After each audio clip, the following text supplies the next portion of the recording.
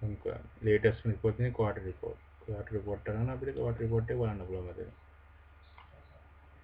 ඕනෙම කම්පැනි එක ඕනම දෙයක් තියෙනවා.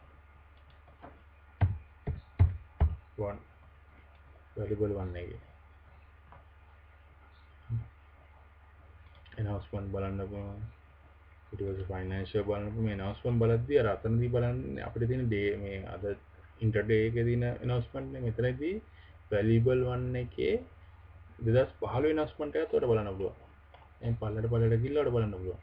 2014 තියෙනවා. නේ? 2012 දැන් තියෙනවා මේකේ.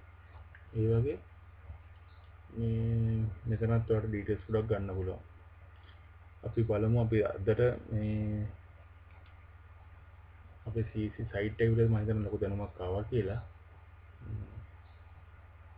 මේක අපි පළවෙනි වීඩියෝ එක මම හිතනවා ඔයගොල්ලෝ අපේ channel එකට ස්ටොක් මාකට් ඉන්වෙස්ට්මන්ට් කියන channel එකට